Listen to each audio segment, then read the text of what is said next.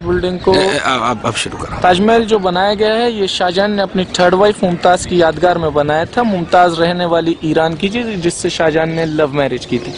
तीन वाइफ, इससे पहले दो वाइफ थी, उनका नाम फतेहपुरी बेगम और दूसरी वाइफ का नेम खंडारी बेगम था।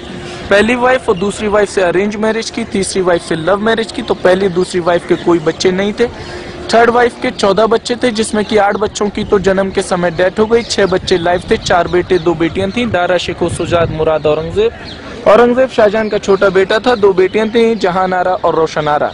शाहजहां ने जब ये बिल्डिंग बनाई मुमताज की याद में, तो ताजमहल की व्हाइट बिल्डिंग को बनाने में 17 साल लगे और 5 साल के अंदर में यहाँ मस्जिद और गेस्ट हाउस बना के कंप्लीट किया गया। तो कंटिन्यू जब 22 ईयर्स 20,000 वर्कर्स ने ताजमहल की बिल्डिंग को बनाने में लगाए, तो 18,000 लेबर शाहजहां ने ईरान से बुलवाई, 2,000 लेबर ताजमहल को बनाने के लिए इंडिया से आई। ये जो देखे मस्जिद है, मस्जिद को बनाया गया है वेस्ट साइड में, और इसी तरीके की दूसरी बिल्डिंग ईस्ट साइड में बनाई गई है, उसको गेस्ट हाउस कहते हैं, जमान खाना।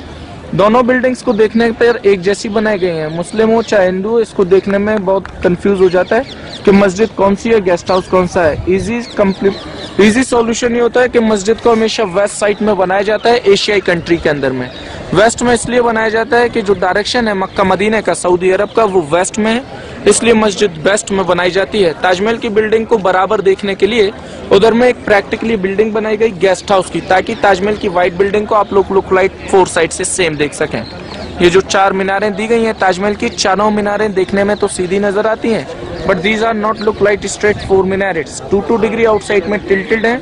अल्लाह न करे कभी अर्थक्वेक, आंधी, भूकंप या तूफान ना जाए जिसकी वजह से ये चारों मीनारें ताजमहल के अंदर में न गिरे, आउटसाइड फॉल डाउन हो जाए। ताजमहल बिल्डिंग को इधर में व्हाइट मार्बल देखिए, तो व्हाइट मार्बल जो है इंडिया का है, जो राजस्थान मकराना से आया था, आगरा से 450 किलोमीटर है। और रेड स्टोन जो आया वो यहाँ फतेहपुर सीकरी से आया, जो आगरा से 45 किलोमीटर है। इस बिल्डिंग की टोटल हाइट दी गई है 245 फीट और चारों मीनारों की हाइट दी गई है 175 फीट। मैन डोम को देखिए, तो मैन डोम के ठीक नीचे में शाहजहां और मुमताज की ओरिजिनल मकबरा दिया गया है। ओरिजिनल मकबरा 1 साल में 3 बार दिखाया जाता है, और डुप्लीकेट मकबरा है वो आप लोग एग्जैक्टली एवरीडे देख सकते हैं, कोई भी डिफरेंट नहीं है। लेकिन डोम के ऊपर में जो पूरा कलश लग रहा है, उस कलश के ऊपर में हाफ मून दिया गया है, जो मुस्लिम लोगों का सिंबल होता है। और डोम के हाफ मून के बिल्कुल मिडिल में अल्लाह लिख रहा है, और उसके बैक साइड से देखें तो मोहम्मद लिखा गया है। इस डोम के मिडिल में देखिए बहुत सारे डोम्स के ऊपर में हुक लगाए गए हैं।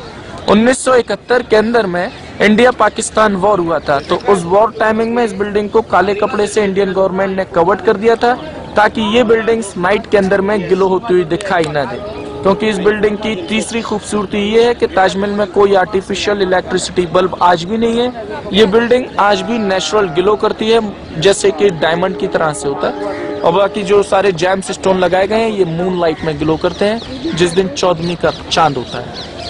ये फ्रंट जो आयतें लिखी है। बाकी जो मेन गेट के ऊपर में कुरान शरीफ की आयतें लिखी हुई हैं, तो सबसे पहले गेट के अंदर से जो शाही दरवाजा है वहां से आते हैं, वहाँ सूरत फज्र, और सूरत फज्र के बाद सूरत शम्स, वो बाकी व्हाइट ताजमहल की बिल्डिंग पे टोटल सूरत यासीन लिखी गई है। कुरान शरीफ का मेन चैप्टर है, हार्ट ऑफ द कुरान, जो ताजमहल के अंदर में चारों तरफ लिखा गया है। ये राइटिंग नहीं है, पेंट नहीं है, मार्बल के अंदर स्टोन को इनलेट किया गया है।